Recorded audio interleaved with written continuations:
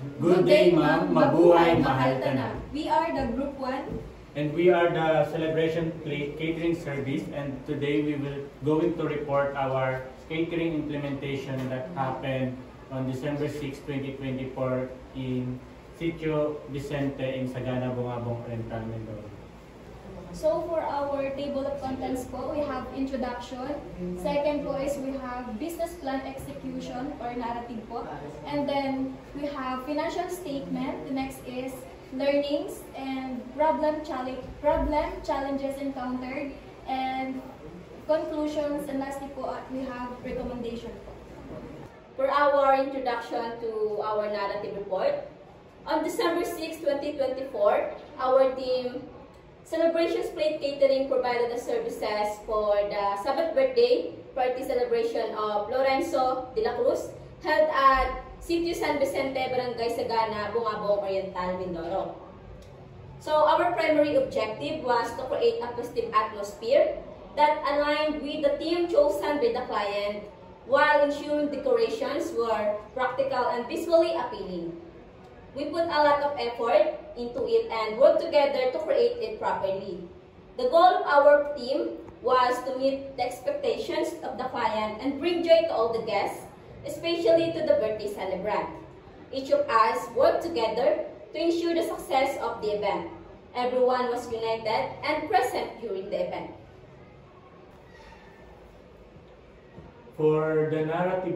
For the body or the narrative of our business plan execution for the Lorenzo 7th birthday, the Celebration Plate Catering secured a client for 7th birthday celebration.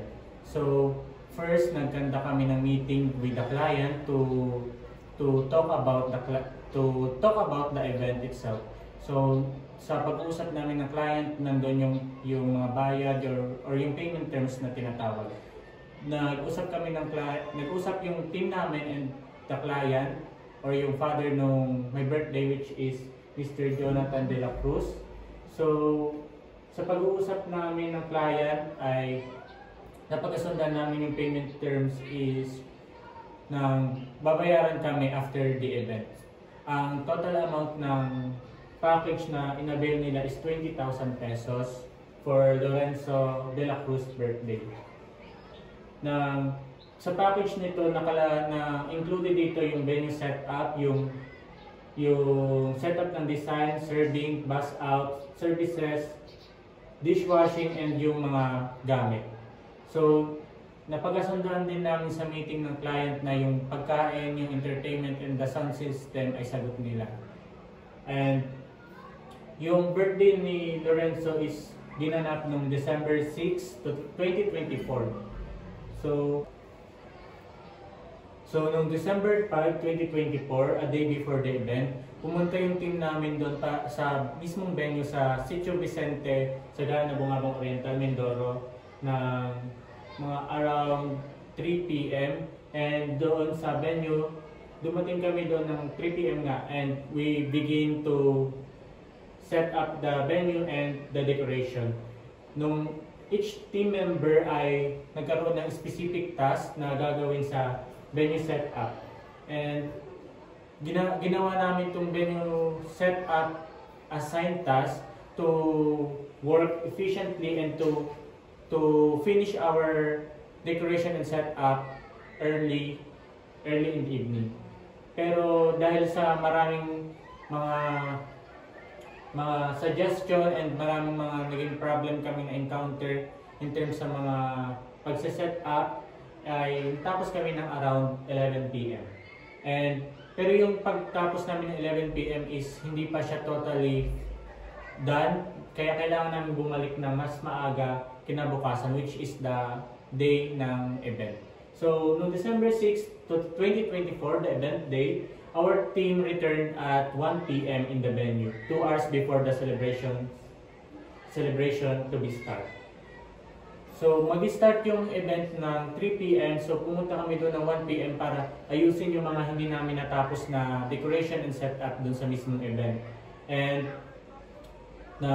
katulad ng pagkakabit ng tarpaulin o birthday tarpaulin and mga tela pa, at paglalagay ng ibang ng centerpiece or ng mga design sa mismong table. And doon din namin sa mismong day ng event na sinet up yung buffet table. And doon din sa mismong araw ng event, doon kami naghati-hati ng gawain. Merong mga naka-assign sa serving, merong naka-assign sa dishwashing, may naka-assign din sa buffet, meron din naka-assign sa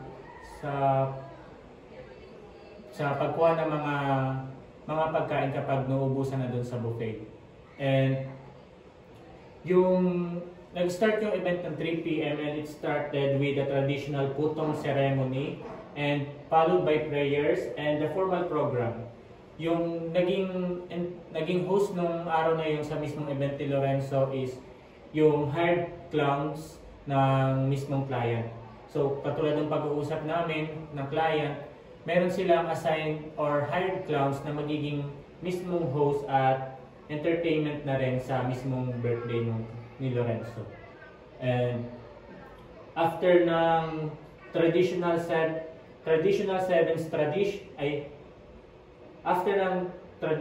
na sevens, like 7 gifts, 7 shorts, 7 toys, 7 bills, after nun ay nag-start na rin yung pagpapakain sa mga guests. And yung mga guests ay nagpunta doon sa buffet table, and I also, as part of the server in the buffet table, we serve the guests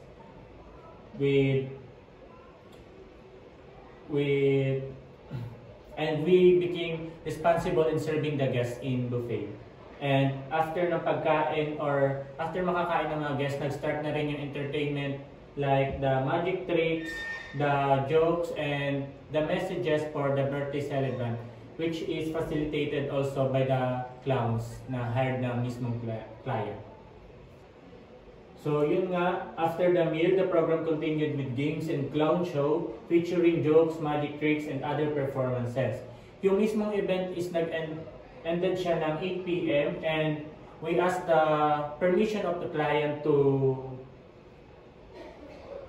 left the venue to have rest. Kasi from December 5 to December 6, wala pa kaming maayos na tulog to ensure that everything will go smoothly and efficient sa mismong day ng event. And syempre after the event, hindi pa kami nag-class kasi meron pang after party yung mismong client. So we need to go back in the venue after the day of the event. So yun yung magiging post-event namin. And sa December 7, 2024, our team returned sa venue to dismantle all the things and the backdrops, fabrics, and tents na ginamit sa mismong event. And we also conducted inventory at pinaghiwalay namin yung mga tela na sa malilinis at sa mga need labhan.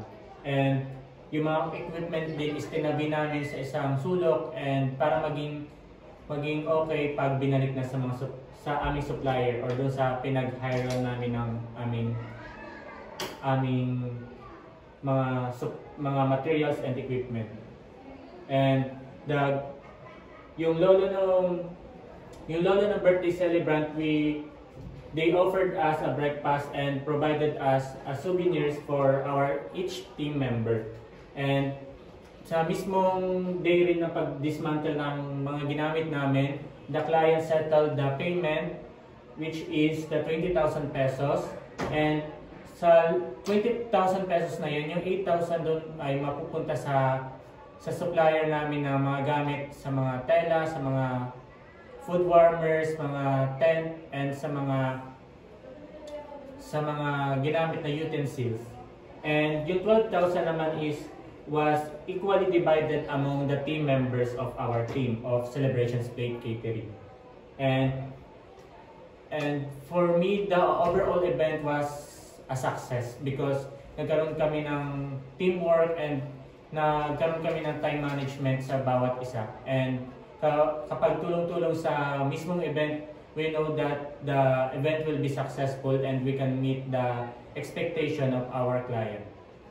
So good day po, I am Cristala Montalban. So let's move on to our financial statement po. So our balance sheet po, nung nag-implement po kami, for the period ended December 6 po, ang aming current asset po is 20K, which is yun po yung binayad sa amin ng aming client. And then yung aming total asset po is 20K. So we have liabilities po, yun po yung labor namin, and then yung material rent, and yung transportation. Lahat po yun is accounts payable pa po. Then we have labor 5K, and then our material rent is 2K. And for our transportation is 1K. At this three liabilities, we have total liabilities amounting 8,000. And we have owner's equity naman po na 12K. So, total liabilities plus total liabilities 8K and owner's equity 12K, total liabilities and equity is 20K. So for our income statement naman po for the period ended December 6, sales revenue po namin is 20K, yung binayad po sa amin ng aming client. Then we have expenses po, yung labor salaries po namin na 5K, and then yung materials rent po namin na 2K, and yung transportation po na 1K. So ang total expenses po from these three expenses po is 8K, then we have net income na 12K po.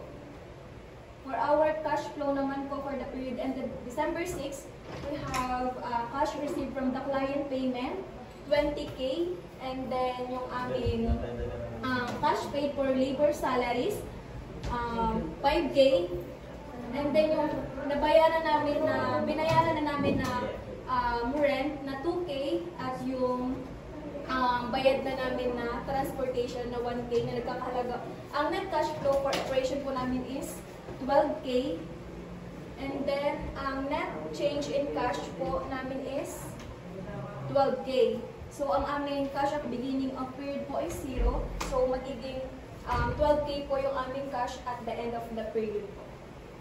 I am Al Francis Manuel, the CEO or the manager of Celebration Play. Masasabi ko lamang sa event na yon, sa 7th birthday ni Lorenzo, doon ko nakita yung, or na-experience yung good communication or yung mga dapat gawin, yung mga suggestion ng bawat isa sa decoration at sa mga pagtutulungan, at yung suggestion ng may pa-event, yun na nagawa sa amin, dapat talaga ay sundin, at lahat ay makiisa. Kung hindi mangyayari yun, hindi namin makukuha o hindi namin matatamasa ang ganong event na successful, lahat naman ay masaya, yun lamang. My learnings in our event ay yung need natin maging flexible and mabilis tayo mag-isip, kasi para mas, lalo na pag may mga problems na dumating sa mga event, or yung mga halimbawa is yung kailangan natin ng gamit na gagamitin and kulang siya, kailangan mabilis tayo mag-isip sa ganun, and for yung ibang learnings pa na natutunan ko is kailangan kumalma lang para mas maging maayos yung resulta ng event. Ako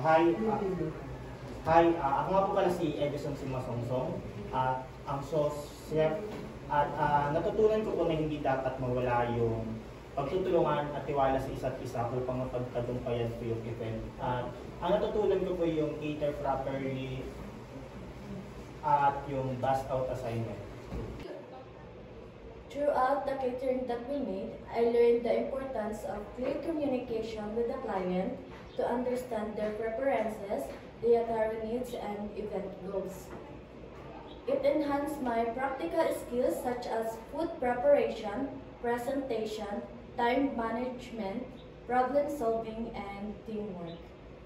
I am Vera Sisaya Ordeliano. I am the Purchasing Inventory Manager Ang natutunan ko po nung nag-event po kami sa birthday ni Lorenzo is kailangan po natin ng malaking pangunawa, lalo na po sa mga kasama natin dahil po nagkakaroon tayo ng mga problema na nagkakaroon tayo ng mga pagtatalo-talo. Tapos dapat po pag ikaw ay nag-event sa mga kasama niyo po is lagi pong on time yung oras natin kasi sobrang hirap po ng pag-aayos, lalo na pag gabi na nagkakaanuhan yung iba, uwi agad. Ang pangalan ko ay James Smith Sarmiento, ang coordinator logistic. At mga natutunan ko dito kung paano maging teamwork kami magkaklase, kung pati ang makapunta sa venue sa tamang oras, at natutunan ko rin kung paano maglikpit ng mga plates ng visitors at mag-serve sa kanila, tapos at gagamit ko to sa darating na on-the-job training namin magkakaklase, at ito din ang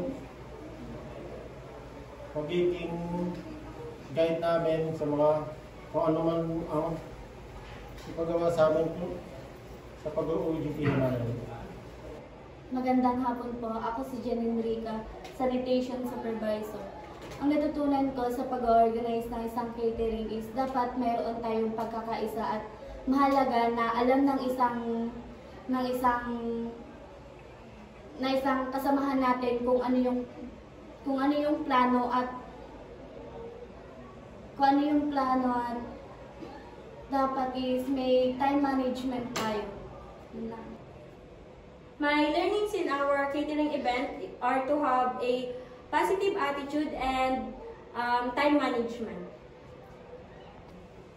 My learnings in our catering event, you should know how to listen to your team and have a communication to meet our goals.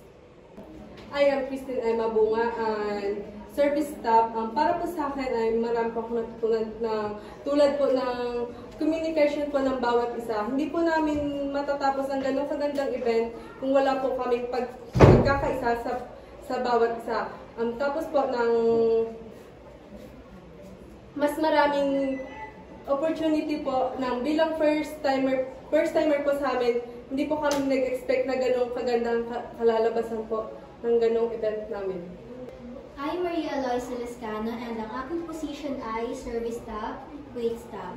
Ang natutunan ko sa ginawa naming activity, which is yung birthday nga ni Lorenzo, natutunan ko na mag-design, like backdrop designing, skirting, and also natutunan ko na makihalubilo sa iba't ibang uri ng tao dahil hindi naman lahat ay pare-parehas ang ugali. And also natuto ako na mag-manage ng time dahil mahalaga naman talaga ang mag-manage ng time dahil para hindi ma-late dahil importante naman talaga na dapat on time ka. At yun lang. Ang position ko dito ay dishwasher, and then nagtulong ako sa pag-design ng venue. Tapos yung natutunan ko is a value of hard work, retain of detail, and teamwork, working as a team. Good afternoon, I am Mia Fratrafal. And ang natutunan ko po dun sa cater namin nung nakaraan ay magkaroon ng creativity, flexibility, and para makuha yung satisfaction ng client. I am Charles Basit. I am one of the service staff of our team, and my learnings is I learned the importance of flexibility and good communication. Kailangan magkaroon ng magandang ugnayan ng bawat isa para mairaos magawa ng maayos ang dapat gawin. My name is Chika Jelobito Nitina. I'm the dishwasher of Celebration Day. My learnings about this during Lorenzo's birthday is communication is very important because ang pag-uusap sa bawat isa ay kailangan kasi doon mo makikita kung nagkakaintindihan kayo sa trabaho at Yun lang. Tapos is yung teamwork sa pag gantong celebration. Kasi hindi nyo matatapos ang isang celebration ng success or maganda pag wala kayong teamwork sa isa't isa. Tapos last is yung pagiging patience sa gantong event. Kasi may mga masasabi ibang tao sa ating event, sa event na ito, madaming bad sides, and kailangan mo yung i-keep or i-motivate sa sarili mo na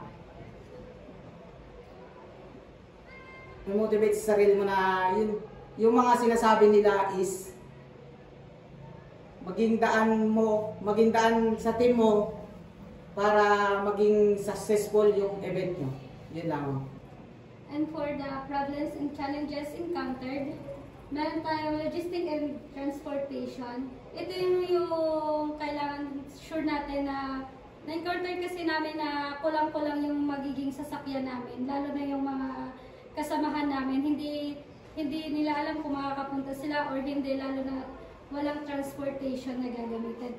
And for the staffing issues, yun yung kulang sa nagkaroon kasi kami ng hatian sa mga kasamahan, lalo na yung iba is may part na gagawin sa school na pag-bake. So nahati ang namin ang mga kasamahan, and kulang yung mga staff na nandoon. And for the budget management, so yung sa budget management naman is nagawa naman, ang naging challenges na lang siguro is yung kulang yung gamit for the sa mga upuan, kasi nung pagdating namin doon is kulang yung magiging pang-design para dun sa mga upuan. And para sa client communication is para may expectation kasi silang ang problem namin dun is may expectation sila dun sa design and setup, pero dun sa naman is naging okay din naman, and hindi naman talaga siya totally problem. And for the unexpected changes and emergencies, yun nga, kulang sa gamit, and nagrereklamo yung isa sa mga visitor na kulang yung gamit for the chair, tapos yung kulang yung mga spoon or yung mga lalagyan ng mga pagkain. For the conclusion, as a first-time students in catering management, you've gained essential skills for the hospitality industry, including menu planning, food preparation, and event coordination. Hands-on exercises help you to develop your critical thinking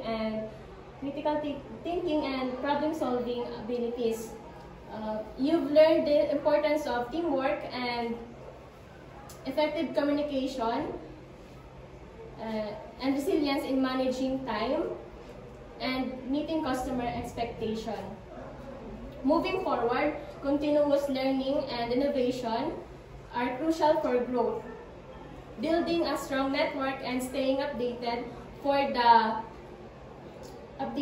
the industry trends will open new opportunities.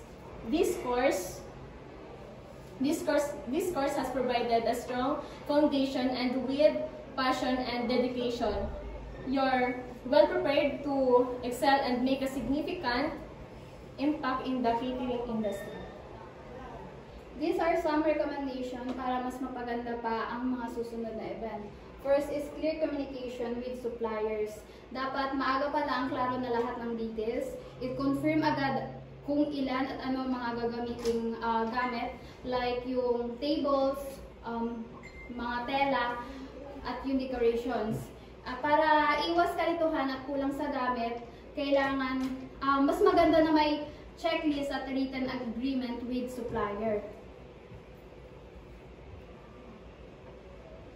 Second is yung proper execution of the design. It's important to ensure that the event design is properly executed to match the client's preferences. This ensures the event looks organized and leaves positive impression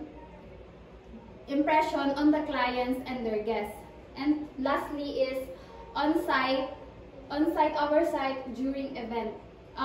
Kailangan may natin ng isang tao na mag-monitor ng event, and this person would be responsible for checking all aspects of the event to make sure everything's runs smoothly. For example, if may problema mang mangyari dun sa event, siya yung gagawa ng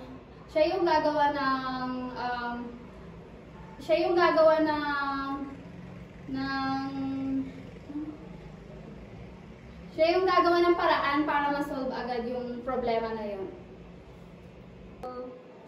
Para naman po sa NXS na implementation namin para sa catering, noong November 19, 2024 po, nag-meeting ang aming team to discuss the event na i-implement namin.